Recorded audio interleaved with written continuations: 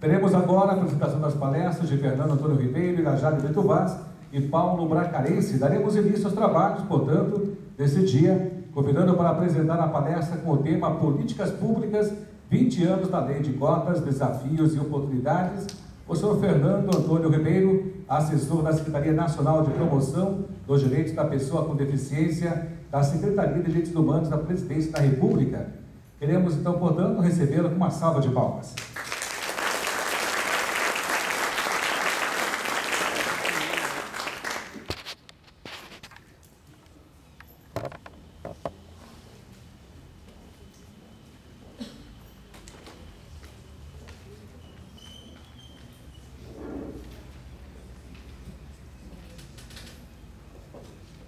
Bom, eu gostaria de iniciar essa manhã me identificando aqui fora do microfone, para que aquelas pessoas com deficiência visual possam localizar aonde estou, de onde vem a minha voz. Está claro para onde eu estou, né? E cumprimentar a todos por essa iniciativa, porque é uma iniciativa extremamente não só válida e não só significativa, mas é uma iniciativa que sinaliza um grau elevado de consciência e de comprometimento da sociedade paranaense, eu entendo assim, do empresariado paranaense, de todos os atores, de toda, enfim, a gama de entidades representativas das pessoas com deficiência, também do movimento para as pessoas com deficiência aqui do Paraná. Eu queria fazer algumas considerações iniciais, só esclarecendo que no processo de nós definirmos sobre o que falaríamos, quando veio o convite, inicialmente havia uma proposta de tratar de políticas públicas em geral, depois pensando na questão da lei de cotas, mais especificamente por causa do tempo já, né, do marco comemorativo da edição da lei, mas nesse meio tempo um plano de governo que vem sendo gestado desde julho desse ano, foi lançado semana passada. Então, na minha intervenção aqui, é claro que eu vou falar da questão da empregabilidade, da lei de cotas, mas eu vou dar um passo na direção da questão da política governamental para a pessoa com deficiência desse plano que acabou de ser anunciado pela presidenta Dilma semana passada, lá em Brasília, e que aqui vocês estão vendo é o início da apresentação do plano, a mesma apresentação que foi feita lá, e que também vou encerrar minha fala com uma peça que sintetiza as metas do plano, feita pela nossa Secretaria de Comunicações da Presidência da República, a SECOM. Trago o cumprimento da ministra Maria do Rosário, nossa secretária de Direitos Humanos, do Antônio José Ferreira, nosso secretário nacional, e, enfim, acho que nós temos muita coisa interessante para compartilhar. E, dentro dessa introdução da questão do plano, eu gostaria só de colocar 3 pontos prévios. Um é que nós hoje vivemos uma realidade em que a sociedade internacional amadureceu a sua própria consciência de sua responsabilidade em resgatar a dignidade da pessoa com deficiência como pessoa humana e como membro integrante pleno da sociedade. Historicamente, a pessoa com deficiência viveu numa invisibilidade que recentemente começa a ser rompida. E essa invisibilidade, inicialmente, se a gente for bem nos primórdios, nas sociedades comunais, nas sociedades primitivas, ela significava a eliminação das pessoas com deficiência. E a gente sabe que, infelizmente, ainda, em muitos momentos, existem, né, pensamentos desse tipo, e eu recentemente participei, mês passado, de um seminário que nós promovemos entre os países da comunidade de língua portuguesa, e uma acadêmica de Portugal falando, olha, com todo respeito, sem querer levantar falsas polêmicas ou ou desviar a questão aqui, a gente sabe que essa questão, hoje mesmo, existe de maneiras sofisticadas, né? Especialmente falando de primeiro mundo, quando certos exames no processo de gestação podem identificar se a criança geneticamente vai ter alguma característica que gere deficiência, e aí sutilmente você pode induzir a questão para um aborto. Isso é uma maneira sutil, bastante sofisticada de eliminar a possibilidade de pessoas com deficiência estarem entre nós. E nesse avanço de consciência que a sociedade internacional assumiu, a Convenção da ONU, trazendo a realidade de que a questão não está na deficiência nos seus detalhes e especificidades, mas nas barreiras que interagem com essa deficiência, barreiras criadas pela sociedade, a partir dos referenciais culturais, a partir dos referenciais que estão nas atitudes e na gestão dos espaços, dos serviços, dos processos na sociedade, é que a deficiência se torna um impeditivo para a realização plena da vida da pessoa. Portanto, se a questão são as barreiras, se nós promovermos igualdade de oportunidades, se nós promovermos inclusão, se nós, de fato, garantirmos os direitos das pessoas, nós estaremos não só respeitando os direitos e a dignidade dessas pessoas, mas estaremos rompendo as barreiras. E, portanto, a deficiência não é mais um fator limitante, porque haverá igualdade para todos. Essa igualdade está na questão da acessibilidade no espaço, que se o espaço for acessível para a pessoa com deficiência, ele é acessível para todos. E, portanto, se ele é acessível para todos, ele é seguro para as crianças, ele também é justo para facilitar a mobilidade dos idosos, para que dê conforto àquelas pessoas sem deficiência ou que não são idosas, mas que, num determinado momento da vida, estão com a sua mobilidade comprometida, e, portanto, é um espaço social que é bem de todos, e não um privilégio de alguns. Da mesma forma, se nós temos recursos tecnológicos que possibilitam a autonomia da pessoa com deficiência, essa pessoa, ela aprende, ela se educa, ela se apodera de cultura, de conhecimento, e, portanto, ela pode plenamente ser produtiva, contributiva com a sociedade e, portanto, ela vai ser uma pessoa que agrega valor à sociedade. E se nós não temos esses casos em quantidade e temos muito mais como exceção, é exatamente porque barreiras existem que impedem que essas pessoas manifestem suas capacidades.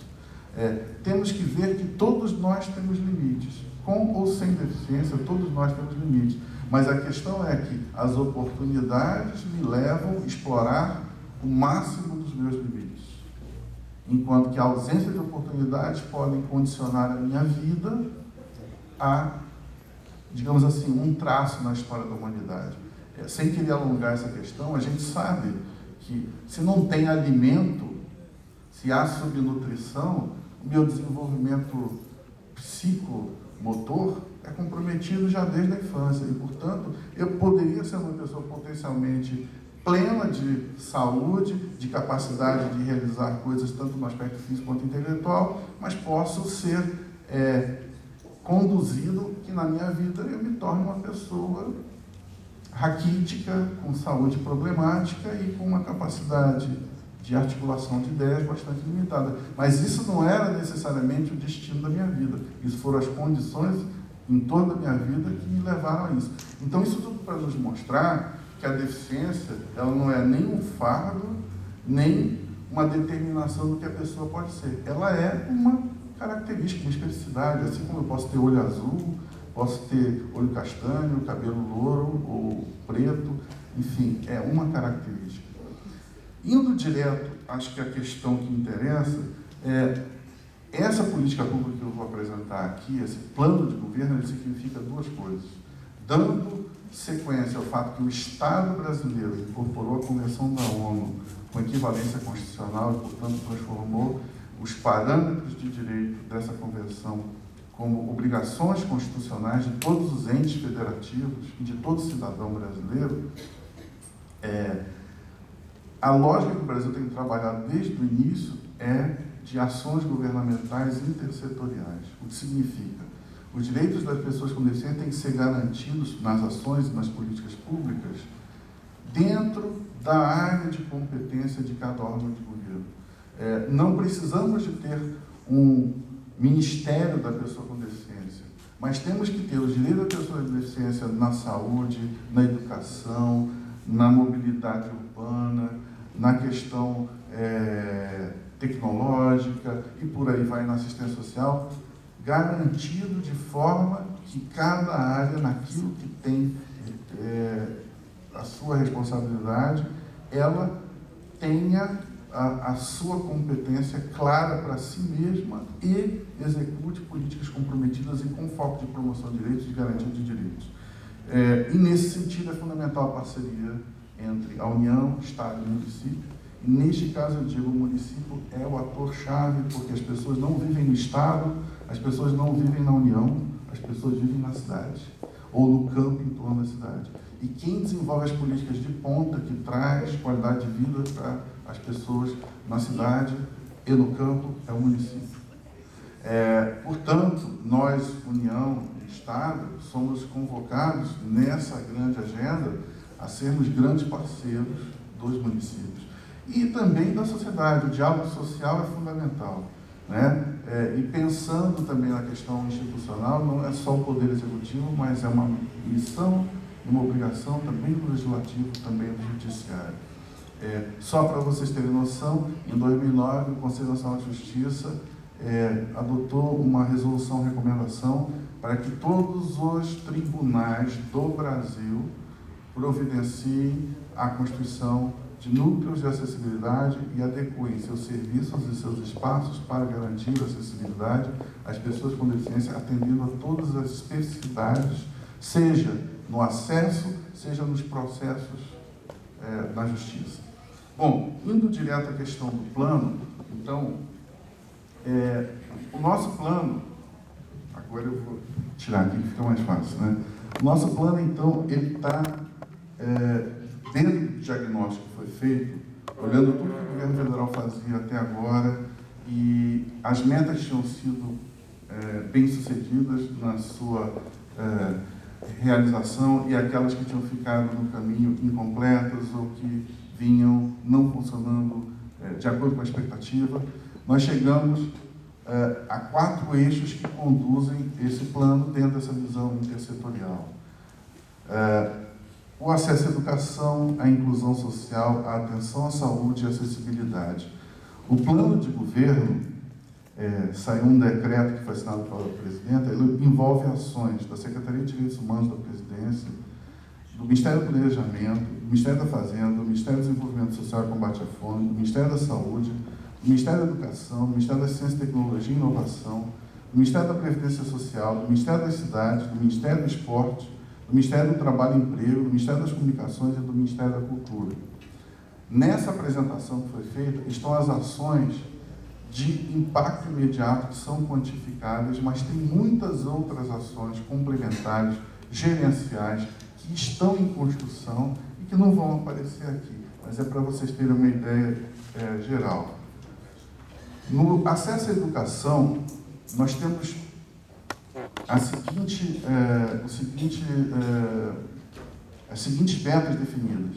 Avançar no processo de trazer as crianças cujas famílias estão cobertas pelo benefício de prestação continuada para a escola, com a visão da escola inclusiva. Inclusive foi assinado pela presidenta nesse mesmo dia, quinta-feira passada, um decreto sobre educação inclusiva. O que acontecia? As famílias, preocupadas de que a criança na escola pudesse acarretar a perda do benefício, em geral, acabavam não levando a criança para ser matriculada. Foi feito, a partir de 2007, um processo de busca ativa para identificar as crianças em idade escolar, crianças com deficiência, e trazê-las para a escola. do universo identificado entre 2007 e 2010, nós chegamos à conclusão que tínhamos atingido uns 50% desse universo das crianças que estavam anteriormente fora da escola.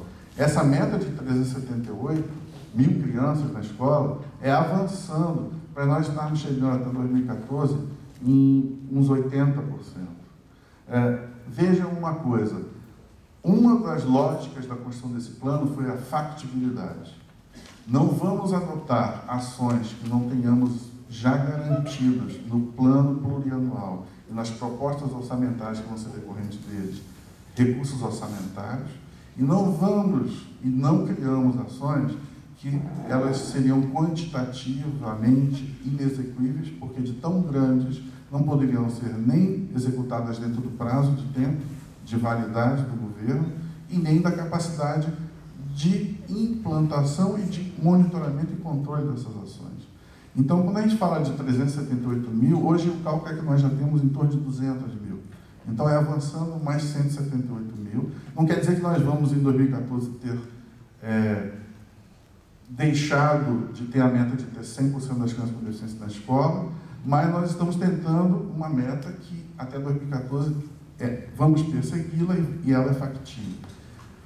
Uma das coisas que o PPC na escola mostrou é que as crianças com deficiência com maior comprometimento de mobilidade, com deficiências múltiplas, deficiências mais graves de comprometimento da mobilidade, não adiantava a escola ter recursos de acessibilidade para o processo educacional ou ter o seu entorno e o seu interior acessíveis, porque da casa para a escola a família não conseguia levar a criança.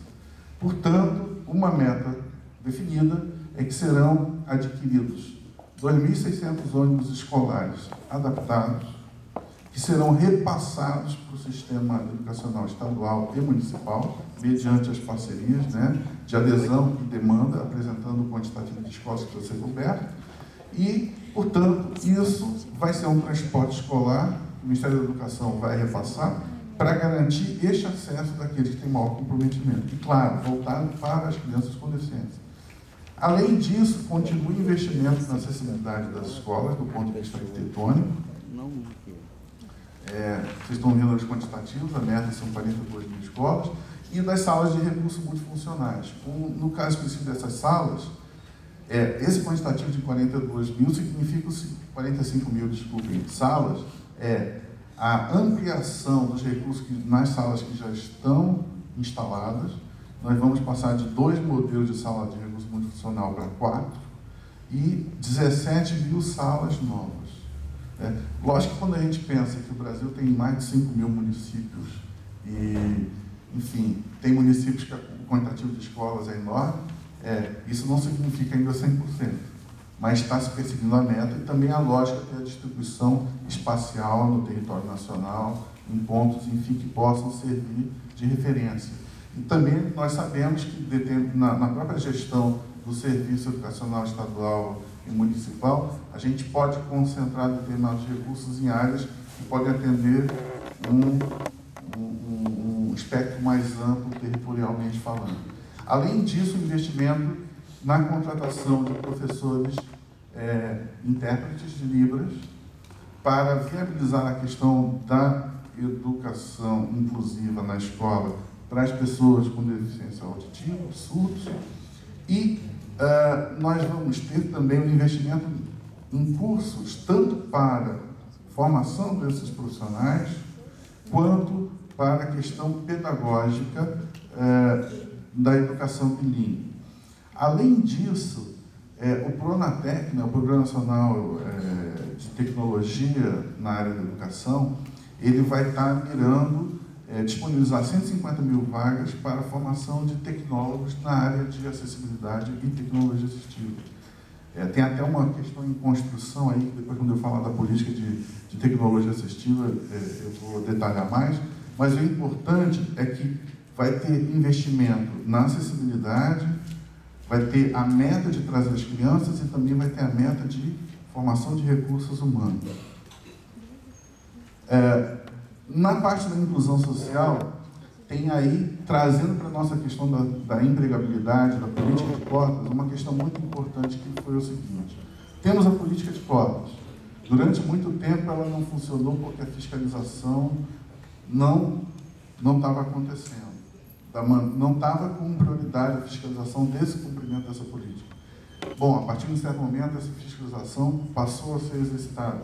Ela é perfeita? Não. Tem áreas onde você tem excelência, tem áreas em que ainda a fiscalização é carente. Eu estou falando de áreas do Brasil como um todo. E às vezes com diferença de resultados dentro de um mesmo estado. Mas o fato é que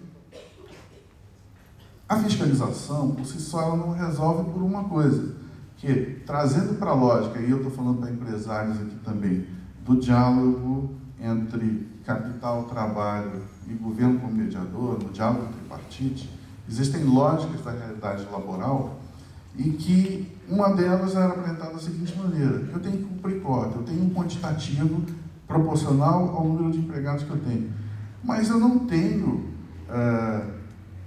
postos de trabalho para a pessoa com deficiência, porque as atividades que eu desenvolvo, elas não são adequadas para a pessoa com deficiência. Que atividades eu posso ter para contratar um cadeirante ou para contratar uma pessoa com deficiência visual ou um surdo? Essa era uma pergunta que vinha. E a outra questão que se colocava era o seguinte: eu até tenho postos de trabalho para preencher, mas eu não acho pessoas com deficiência qualificadas. E aí nós, que somos um país de cultura criativa, temos vários mecanismos que foram sendo criados, né? Aquelas famosas terceirizações, e aí se construíram empresas que essas empresas contratavam todo o quantitativo de pessoas de deficiência que precisava para cumprir a cota daquela outra empresa. Só que, na verdade, você não estava tendo inclusão laboral alguma, porque, inclusive, essas empresas, esses sistemas eram na base do: eu contrato você no papel, mas fica na sua casa, ou fica nessa salinha, ou fica indo e voltando e batendo ponto. Isso não é inclusão laboral. A meta não é simplesmente dar trabalho do ponto de vista de um registro formal, porque isso não é inclusão. E, lógico, a questão laboral ela tem a ver com a capacidade de autonomia financeira, de geração de renda, e a questão da renda é fundamental para sair da invisibilidade, até porque, por conta de que o paradigma é que a pessoa com deficiência era incapaz de aprender, a pessoa com deficiência era incapaz de desenvolver atividade laboral, essas pessoas, não tendo acesso à educação formal e, portanto, não se qualificando para o trabalho, não tinham capacidade de geração de renda. Então, elas eram eternas dependentes das famílias e do Estado. E aí você tem um círculo vicioso. Então, a empregabilidade gera, associada à educação, ao acesso à cultura, ao acesso à informação, ela gera um círculo virtuoso de: eu adquiro conhecimento, eu me educo e me apodero de um conhecimento que me coloca em condições de me qualificar profissionalmente, e eu, conseguindo desenvolver uma atividade profissional, eu garanto a minha autonomia. Então, o que é que nós vamos fazer? Primeiro, continuando a meta da cobrança da fiscalização, mas agora o grande investimento é na qualificação profissional, para quebrar dois paradigmas. A sociedade precisa conscientizar de que não existe tipo de trabalho adequado a tipo de deficiência. O nosso paradigma é que a pessoa com deficiência, se ela tiver acesso à qualificação profissional que ela desejar e almejar ter para si, ela será capaz de, se qualificando, disputar qualquer posto de trabalho conforme o seu interesse e a demanda que o mundo laboral apresenta. E se essa pessoa tiver acesso à qualificação sem restrições, ela pode agregar e ter uma qualificação, digamos assim, múltipla, que gere maior potencial de empregabilidade para ela, né? E então, chave nesse processo: 10% dos recursos do FAT serão destinados a partir de agora para a qualificação da pessoa com deficiência. Além disso, a qualificação da pessoa com deficiência, nós vamos construir todo um processo que a Secretaria de Direitos Humanos já está em parceria com o Ministério do Trabalho para construir esse paradigma, que nós vamos, num processo nacional, regional, estadual, municipal, pegar todos os gestores de qualificação e trabalhar esse paradigma. Vocês têm que garantir que os cursos que vocês oferecem, qualquer pessoa com deficiência possa se inscrever, fazer e depois sair qualificado. E, agregado a isso, uma mudança de legislação, que também faz parte do decreto. Está associado com outro aspecto da proteção social. A legislação do aprendiz teve um ajuste que agora, no caso da pessoa com deficiência, não há limitação de idade. Se você é pessoa com deficiência, em qualquer idade, você pode ser contratado como aprendiz, o que te garante salário, treinamento, porque metade do seu tempo de trabalho você está em formação, a outra metade você está em atividade profissional. Além disso, as regras do BPC, a partir de agora, se eu, pessoa com deficiência, e minha família está recebendo benefício, consigo, me qualificando, aceder a um posto de trabalho e começo aquele período experimental, enquanto eu não for efetivado, eu não perco o benefício. Quando eu for efetivado, eu deixo de receber o benefício. Porém, se amanhã, daqui a 1 ano, 10 anos, eu for demitido, voltar a ser desempregado, basta eu me reapresentar ao sistema da assistência social, comprovar que eu estou desempregado e eu não preciso mais passar por uma nova avaliação e triagem, eu automaticamente retorno ao BPC. Portanto, e aí era uma barreira muito semelhante àquela da educação. Muitas pessoas não iam para o mundo do trabalho com medo de, tudo bem, eu consigo um emprego. Você tem 2 aspectos, eu consigo um emprego. Esse emprego me dá uma renda digna, pelo menos melhora a minha situação e que vale a pena. Só que, qual é a segurança que eu tenho que eu estarei empregado? E aí o BPC é uma segurança, porque é um benefício garantido. Então eu fico no BPC. Outra coisa que acontecia que muitos empresários às vezes não entendem. A pessoa com deficiência, ela não pode ser equiparada nas suas necessidades financeiras com uma mesma pessoa sem deficiência no mesmo patamar socioeconômico. Por quê? Porque os gastos que eu tenho para minha autonomia com relação, desde medicamento a equipamentos, a uma série de questões que envolvem o meu transporte, a minha locomoção, as minhas necessidades educacionais, o que seja, implicam que os meus custos de vida são maiores. Então não adianta eu ter a mesma renda que você, porque a qualidade de vida que a tua renda te garante não me garante a mesma qualidade de vida. Portanto, não adianta você oferecer para uma pessoa com deficiência um emprego de salário mínimo ou praticamente que depois debitadas as obrigações sociais e levando em conta o transporte e a questão de alimentação no trabalho, ela vai estar ganhando o mesmo que o BPC, ou até menos. Portanto, também ela não vai para o mercado de trabalho. Então, o investimento na qualificação e o investimento nesse processo de garantir que se você deixa de trabalhar, você retorna para o BPC, nós acreditamos que vai dar um impulso para mais candidatos qualificados estarem no mercado de trabalho. E aí também tem só um parente de observação de atitude. A gente sabe que tem muita pessoa com deficiência altamente qualificada, com plena capacidade de desenvolver atividade laboral e que não é contratada só porque é com deficiência. Então, temos também que mexer nos preconceitos. Além disso, então a meta do BPC Trabalho é fazer uma busca ativa para identificar pessoas qualificadas, com capacidade laboral, que são pessoas com deficiência, mas que não estão no mercado do trabalho, e conduzir essas pessoas para os processos de recrutamento. Nesse sentido, inclusive, uma ação que nós tínhamos na Secretaria de Direitos Humanos passou para gerenciamento do Ministério do Trabalho, que é um banco de dados com pessoas com deficiência e sua qualificação, em que os empregadores podem aceder e também podem esses bancos de dados serem alimentados por todas as instituições de qualificação que existem e que, portanto, você tem a informação concentrada. Se eu estou procurando uma pessoa com a formação X para essa atividade com deficiência, então, essa pessoa no banco eu vou acabar encontrando onde ela está.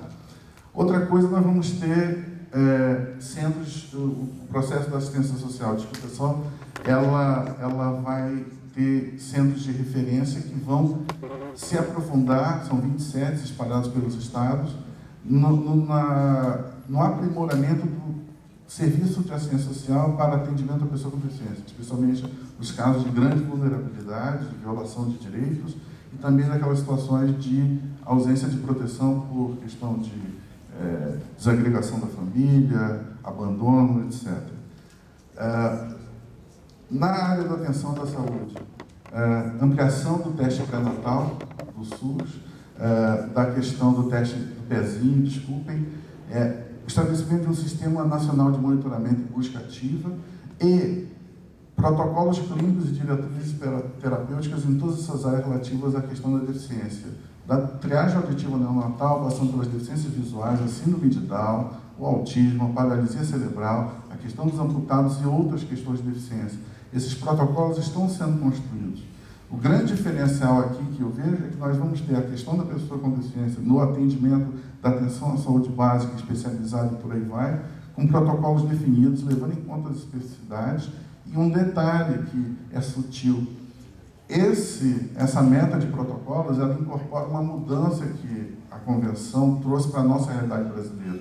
No nosso processo de construção normativa da identidade da pessoa com deficiência no Brasil, nós apartamos certos aspectos da deficiência intelectual dessa questão.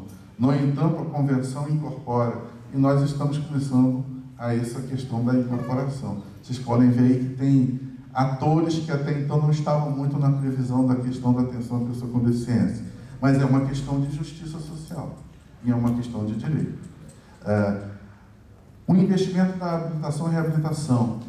O Ministério da Saúde já firmou convênio com entidades de excelência nessa área, inclusive, só para vocês terem um referencial aqui, olhando os campos, então, na área da reabilitação física, a Rede Sara, o INTO, o Instituto de Traumatologia do Rio de Janeiro, a ACD, a Associação Pestalozzi, IoT, na área da reabilitação visual, a Unifesp de São Paulo, a Fundação Catarinense de Educação Especial, a Fundação Doriano Novil, a Lara Mara, na área de habilitação auditiva, a SEAC-PUC de São Paulo, o Centrinho, o Centro de Pesquisas Audiológicas de Bauru, a Fundação de Medicina do Hospital das Clínicas de São Paulo, o Hospital das Clínicas da Unicamp, o Hospital das Clínicas de Porto Alegre, na área de reabilitação intelectual, a Pestalozzi também, a Fundação Síndrome de Down, NAIP,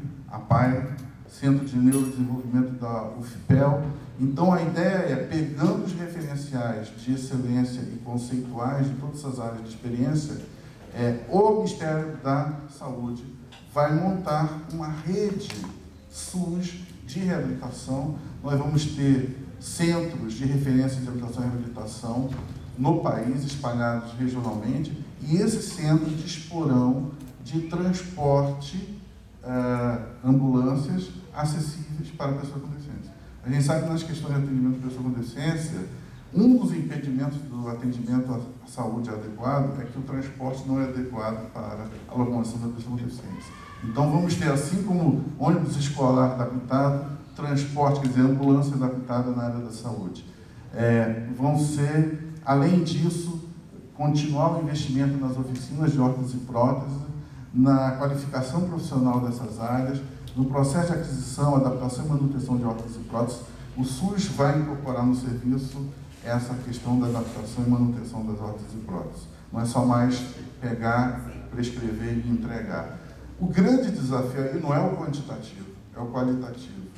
Porque órteses e próteses não é só você olhar e dizer eu acho que é isso genericamente, prescrever, vai entrar num molde e vai embora. Porque uma prescrição mal feita e uma prescrição cuja aplicação inicial não é monitorada, controlada e ajustada, ela, em vez de ajudar, pode até prejudicar, ou pode simplesmente não fazer efeito terapêutico nenhum. Então, na verdade, o desafio é profundo. A questão da formação dos profissionais ortesistas e protesistas, não só isso, a questão da atualização, requalificação dos profissionais na área de saúde é uma questão importante.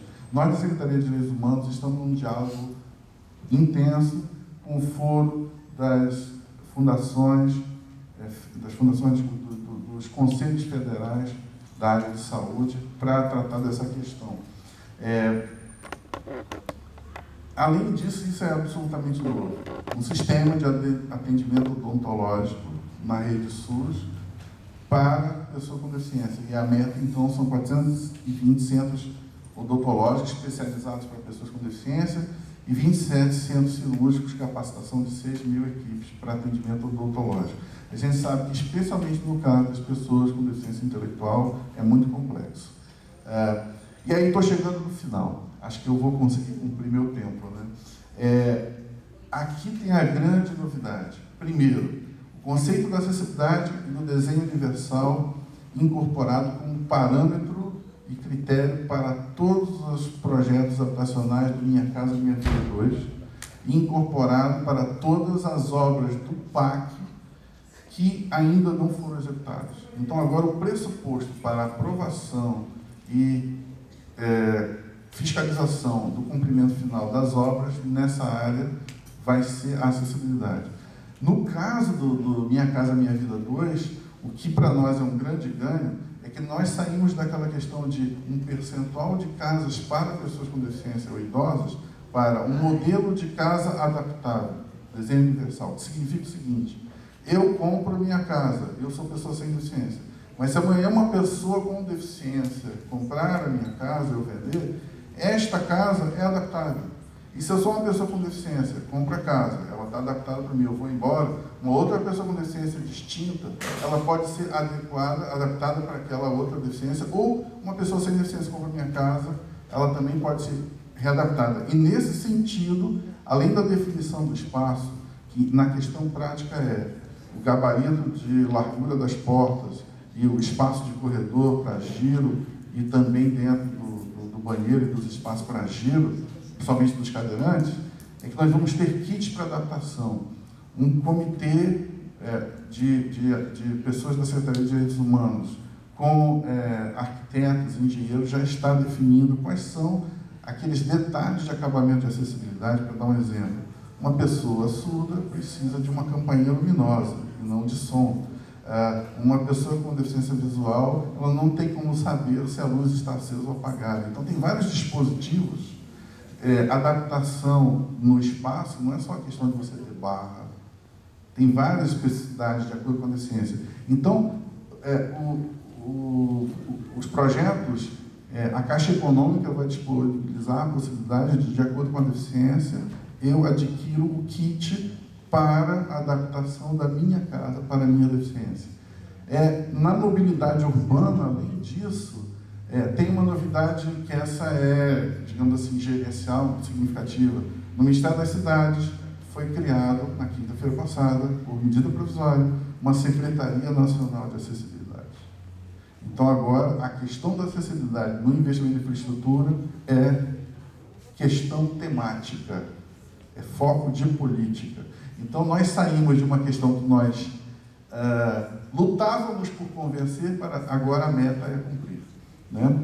Para nós, da Secretaria de Direitos Humanos, da Secretaria Nacional, a construção desse plano foi muito significativa, porque os ministérios que já eram parceiros, todos juntos trabalhamos para construir um referencial, mas aqueles que anteriormente precisavam ser convencidos a duras penas, passaram a nos procurar para dizer como nós nos ensinam, por favor, vocês, como nós devemos fazer, o que nós devemos fazer. Então, mudou a perspectiva. E aí, fechando essa questão, a questão do investimento tecnológico, que eu acho muito importante no contexto que nós estamos falando aqui, e eu, na Secretaria de Direitos Humanos, uma das minhas atuações é na área da tecnologia assistiva. É um tema que eu acompanho a formulação dessa política. Então, o que nós vamos ter? Primeiro, com relação às pessoas com deficiência visual, 5 centros de formação de instrutores de cão-guia. Esses centros vão ser distribuídos por região no Brasil e eles vão tanto capacitar formadores de instrutores quanto instrutores e também vão servir, num primeiro momento, para serem centros de formação também dos cães-guia. A ideia é que eles sejam polos irradiadores nesse processo. Na área da tecnologia assistiva, o Ministério da Ciência e Tecnologia lançou um Programa Nacional de Tecnologia Assistiva, que significa... eu vou avançar, depois eu volto aqui. 90 milhões de crédito para projetos de desenvolvimento de produto de tecnologia assistiva, 60 milhões de recursos para apoio a desenvolvimento e inovação na academia, e nós já estamos num diálogo com todas as entidades representativas dos produtores de tecnologia assistiva no Brasil, e já está disponibilizado um catálogo do que nós temos de produtos de tecnologia assistiva de tecnologia nacional, que hoje em dia são em torno de 1.200 produtos. Nós já mapeamos que nós temos em torno de umas 340, 50 empresas produzindo tecnologia assistiva. Agora, o que é interessante? O Ministério da Ciência e Tecnologia vai criar uma rede que vai ter um Centro Nacional de Referência em Tecnologia Assistiva, mas esse centro não vai ser uma entidade nova. Nós vamos simplesmente criar uma rede virtual. Uma área de excelência, me parece, de tudo que a gente tem conversado até agora, que vai ser a Universidade de Campinas, vai assumir ser esse Sistema Nacional de Referência. O MCT, naqueles recursos de 60 milhões para desenvolvimento e inovação, já começou um processo, já houve um primeiro edital agora em setembro, e eles já estão investindo na formação, não na formação, mas na instalação de 5 núcleos de tecnologia assistiva, núcleos interdisciplinares, podem ser também interinstitucionais, e a ideia no ano que vem é mais 10 núcleos e por aí vai, para desenvolvimento, mas do ponto de vista da academia. Só que os outros editais que vão sair pela FINEP são para produtos com a visão de empreendedorismo. E a estratégia é aliar a academia com o mercado, com o setor produtivo. E nós, da Secretaria de Direitos Humanos, já começamos um diálogo com a CAPES, para a CAPES colocar, a partir do ano que vem, para as chamadas de mestrado e doutorado de 2012 para 2013, editais que vão convocar a criação de linhas de concentração em tecnologia assistiva nas universidades, nos institutos federais de tecnologia. Para quê? Para que tecnologia assistiva não seja mais um subproduto, mas seja uma finalidade na universidade.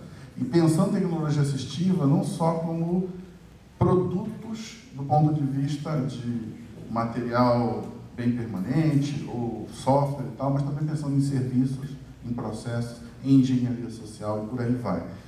O importante é que nós vamos ter a academia e o setor produtivo sendo apoiados. Isso vai nos garantir uma ação de fomento ao desenvolvimento e inovação, de trazer esse conhecimento para o formato de produto, e esse formato de produto precisa de viabilidade. É um passo que ainda não está, digamos assim, fechado, mas já está definido. Nós, em breve, estaremos conversando, Secretaria de Direitos Humanos e MCT, porque agora também é Ciência, Tecnologia e Inovação, com o BNDES, para garantir que, da mesma maneira que nós temos microcrédito do BNDES para a agricultura familiar, só para dar um exemplo que é fácil de compreender, que nós tenhamos recursos de crédito do BNDES com carimbo de recursos estratégicos para os produtores de tecnologia assistiva. Isso vai dar gás de viabilidade de mercado. Mas a grande sacada para a viabilidade mesmo está aqui. Todos os produtos de tecnologia assistiva agora são isentos de todos os... lógico, quando eu digo todos os produtos, assim, é uma lista que vai se montando. Mas produtos de tecnologia assistiva, a partir de agora, são isentos de todos os impostos federais. O único imposto que não foi tirado, e aí eu quero esclarecer uma coisa que às vezes as pessoas se confundem, é o imposto de importação. Porque veja só, qual é a lógica de nós investirmos no desenvolvimento tecnológico nacional, se nós tiramos os impostos, só vamos conseguir duas coisas.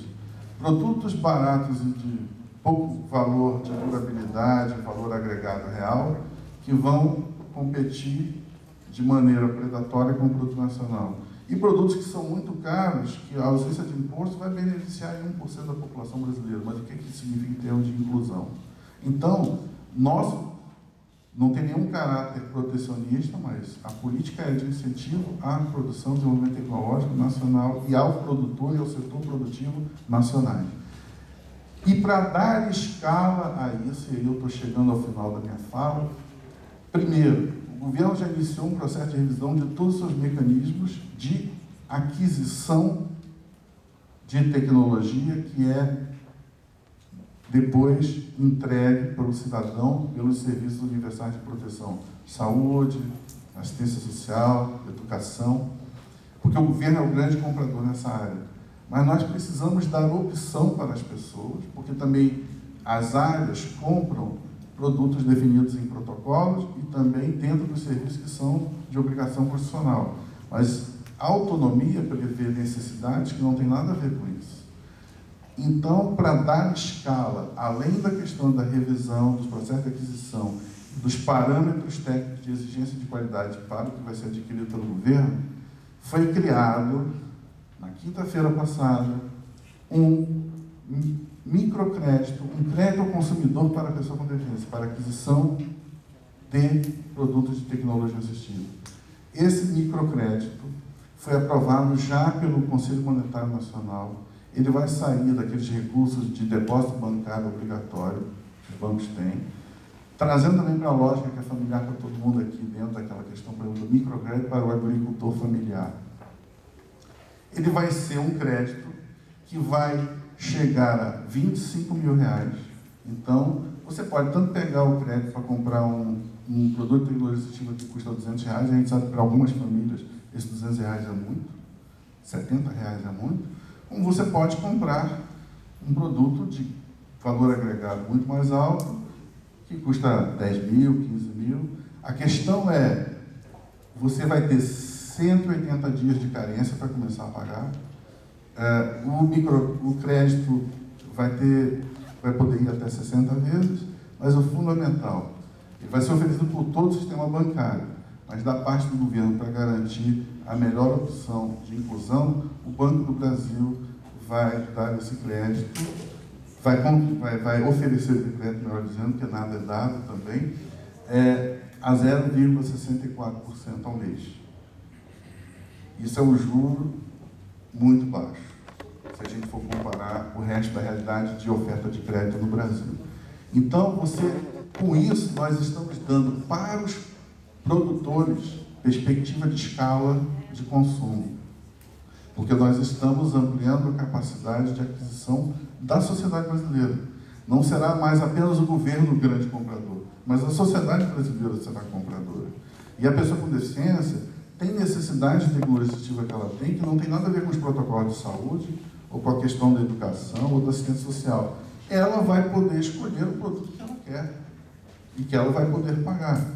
O importante ainda por cima, só falando para o lado dos produtores, inclusive segunda-feira eu tenho uma reunião com o pessoal do Ministério da Fazenda e do Banco do Brasil, que na questão operacional, a pessoa com deficiência ela não vai precisar ir no banco para pedir o crédito.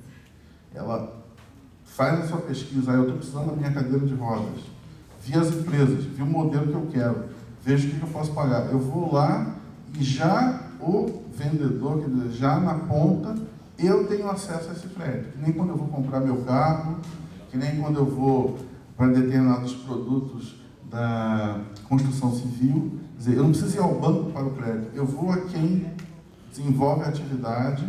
Isso para vocês, produtores, vai dar perspectiva de escala, com certeza. E essa política, eu diria, quando nós olhamos tudo isso, no meu ponto de vista, talvez o que nós temos de mais arrojado nesse programa de governo. Porque a gente está pegando a questão de um setor produtivo e de uma área de desenvolvimento de conhecimento que até então eram absolutamente resultantes de efeitos colaterais de desenvolvimento de atividade, seja de pesquisa ou seja de atividade econômica, e agora nós estamos adotando uma política sistêmica que vai de uma ponta a outra, do desenvolvimento ao consumo, viabilizando toda essa cadeia produtiva, todo esse sistema de desenvolvimento e dando condições de acesso e liberdade de escolha para a pessoa com deficiência. Então, é de fato um passo para a inclusão muito concreto. Veja bem, já esqueci de dizer isso, esse crédito será para as pessoas, para as famílias de renda até R$5 mil. Então, a prioridade aqui é a inclusão social. Porque quem tem recurso, tem recurso. né? E também é um mecanismo que dá ao cidadão a viabilidade da sua autonomia. Eu fecharia dizendo: política de promoção de direito para a pessoa com deficiência não é política assistencialista. As pessoas com deficiência não são coitadinhos, mas eles só poderão ser plenamente realizados nas suas capacidades, nas suas necessidades e nos seus objetivos de vida, se nós, como sociedade, assumindo a nossa responsabilidade social, oferecermos igualdade de oportunidades. Então, esse é o nosso desafio. O compromisso do governo, assumido pela presidenta, é esse.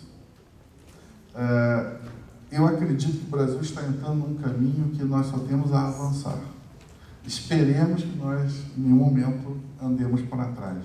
Agora, para isso avançar, precisamos do engajamento de todos, porque é um processo em construção. Volto a dizer, fechando então, exige a parceria entre os entes federativos, exige a parceria entre os poderes constituídos, exige a parceria entre governo e sociedade, exige a parceria da sociedade entre si. Então, estamos todos convocados para isso e eu agradeço muito a atenção de vocês. Um bom dia a todos.